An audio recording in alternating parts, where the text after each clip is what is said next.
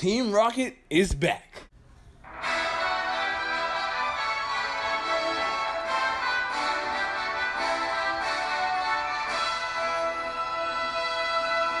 Yo, what's up everyone? Treyman1 here, and we're back with another Pokemon 2019 anime review over episode 3.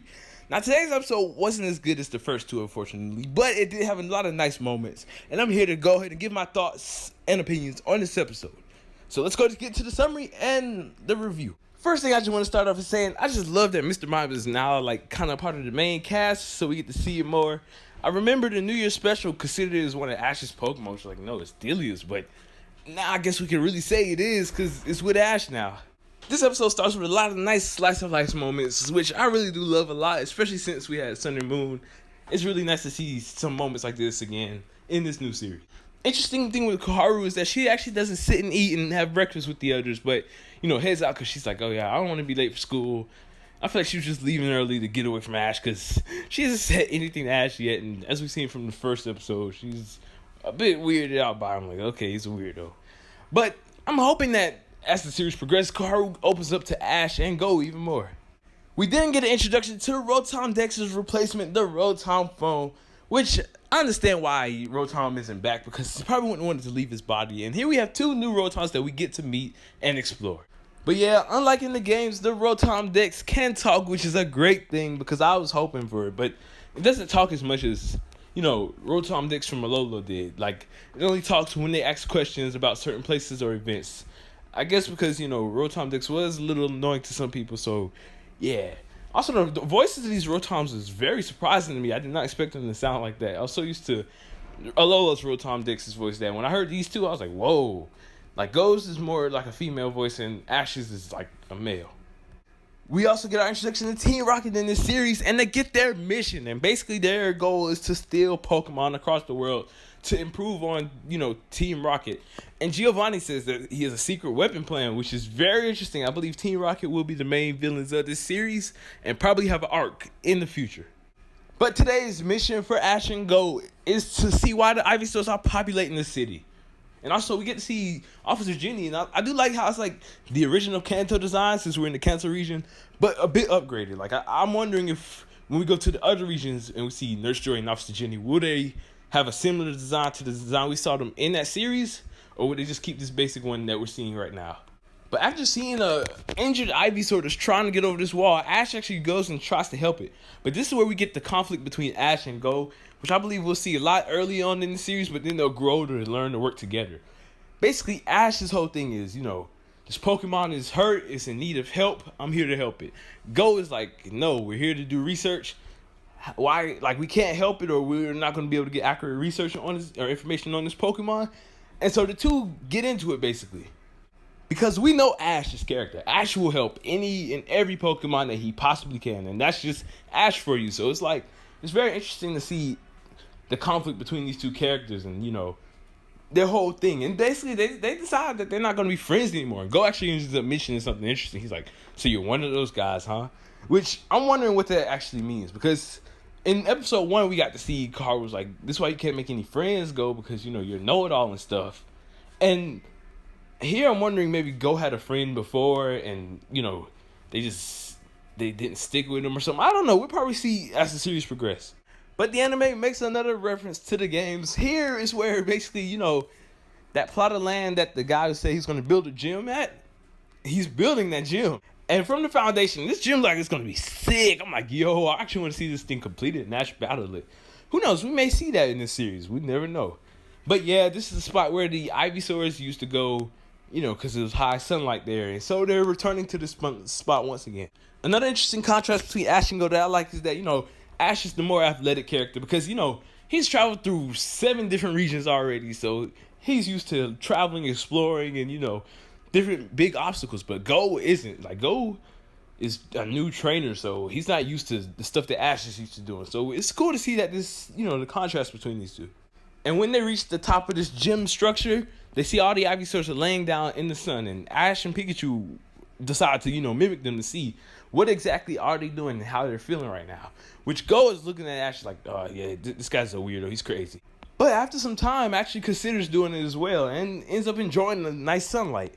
And this is where the Ivysaurs begin to evolve until good old Team Rocket show up. And all I gotta say, this shot from the moto was freaking epic. I was like, oh shoot, this is cool. But yeah, Team Rocket are back again, and they actually aren't here to catch Pikachu. They're here to catch all the Ivysaurs, which is like, it's crazy because, you know, in Sun and Moon, Team Rocket were kind of in Alola doing their own thing and then running into Ash. And that's the same thing here where they're just doing their own thing and running into Ash. But unlike Sun and Moon, where they were just doing their own missions, something at the end of this episode changes Team Rocket, which I'll go into more later. Of course, Pikachu ends up breaking out all the Ivysaurs, and Team Rocket don't have any Pokemon except for Meowth and Whoopee. And this is where freaking a Pelipper comes and drops the Rocket lottery thing. I don't know. This is freaking lottery gumball machine type of thing where they put Meowth's coin head into the machine, spin it around a few times, and are gifted Pokemon by Giovanni to use basically against Ash. And I was like, okay, this is actually kind of cool. But at the same time, it's sad because they won't be getting a connection with these Pokemon. Hopefully we'll see them use the same Pokemon again and possibly that way. But if it's new Pokemon every time, it's going to be like, it's kind of sad because they won't be connected to these Pokemon. But the Tyranitar is in the opening, so I believe we'll see it again. But yeah, Pikachu goes in against the Tyranitar and the Gyarados and have an all-out battle. And I gotta say, the animation for this episode wasn't as good as the previous two, but it was still pretty nice. Like, we got to see Quick Attack, Iron Tail, and Electroweb in this new series, which they pretty much all look the same, except Quick Attack. Quick Attack does have those cool streak or like the background images of Pikachu running. So it's like, it's just he glows and runs. So it's like, it's kind of sad they got rid of that, but I'm not complaining. Stone Age looks really cool though. It's like, it looks way better than before. And Pikachu actually ends up taking a lot of damage. He can't fully take these two on by himself. So the Ivysaurs help out by sending solar beams Team Rocket's way. And another thing I do love is Team Rocket are still their good-hearted selves at the end of the day, where they actually go and check on the Pokemon, make sure they're all right after taking so many hits, and they're still good to fight. Which, that's just Team Rocket. That's Jesse and James. They do care about their Pokemon at the end of the day, which I truly love. But at the end of the day, they still are the bad guys and got a job to do. So they both send Hyper Beams coming to the Ivysaur's ways. And here's where Ash and Pikachu step in front to block them. And it appears that Gold takes admiration to Ash as well, witnessing that he's, willing to risk it all to help these Pokemon. But in this moment right here, we get to see that this Ash is the same Ash from Sun and Moon. And this is still our champion, Pikachu. Because Pikachu's Thunderbolt outstrengthens both Hyper Beams and sends Team Rocket blasting off again, defeating their new Pokemon as well. So it's like, yes, this is the same Ash. Ash is not reset. Let's go. And this is Team Rocket's first blast off in quite a long time. And I remember in the poster we saw Dragonite, and I was thinking maybe that Dragonite would replace Beware, but it doesn't seem like that's going to be the case. And I'm glad that they're blasting off again. Like, it's cool to see once again. Once this all happens, a really nice remix of the, Pokemon theme starts to play. And not like the Gotta Catch 'Em All, the theme song, like the actual Pokemon theme, like dun, dun, dun, dun, dun, dun, dun, dun. And the Ivysaurs evolve into Venusaurs.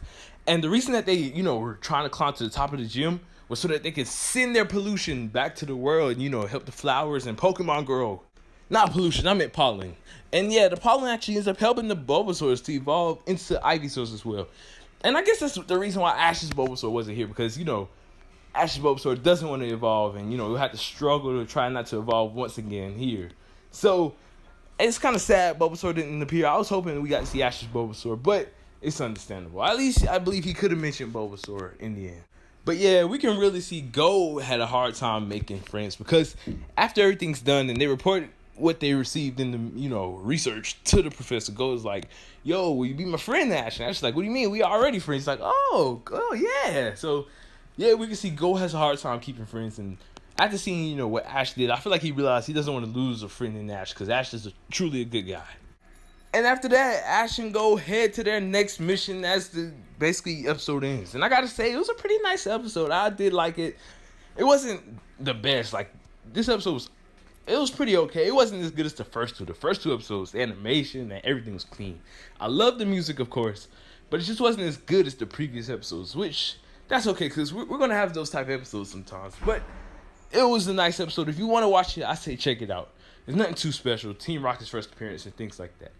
But yeah, in the comment section down below, let me know what y'all thought of this episode. I would love to hear. Thank you all for watching. I hope y'all enjoyed. Don't forget to leave a like and subscribe. TreyMan1, peace out.